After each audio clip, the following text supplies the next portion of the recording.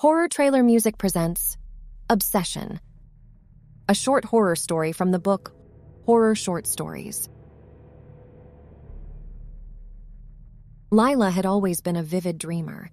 She could remember her dreams in great detail and often woke up feeling like she had just lived through an alternate reality.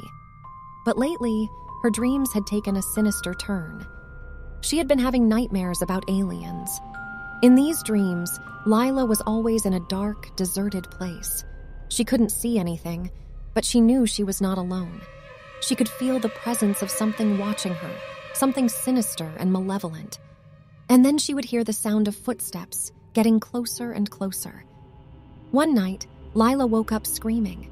She had been dreaming about the aliens again, and this time, they had killed someone. She couldn't remember who it was, but the terror she felt in the dream lingered long after she woke up.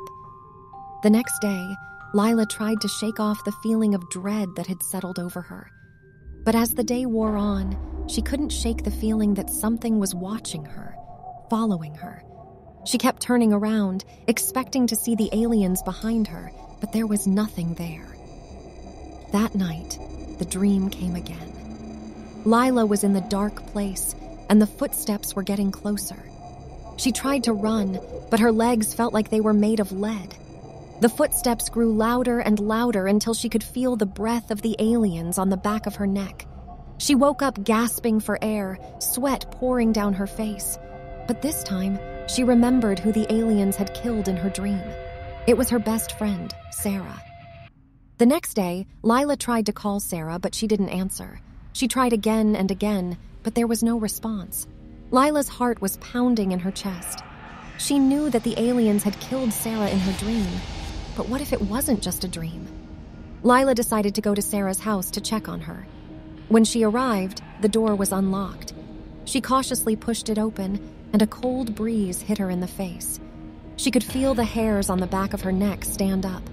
She walked through the house, calling out Sarah's name, but there was no answer. And then she saw it. A long, slimy tentacle slithering across the living room floor. Lila's heart was pounding in her chest. She knew that the aliens had somehow entered the real world, and they had killed Sarah. She had to get out of there, but she couldn't leave her friend's body behind.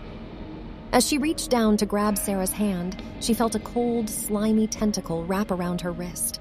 She tried to pull away, but it was too strong.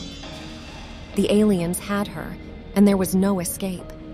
Lila screamed and screamed, but there was no one to hear her. She was trapped in a nightmare that had become all too real. And as she looked into the eyes of the aliens, she knew that she would never wake up from this one.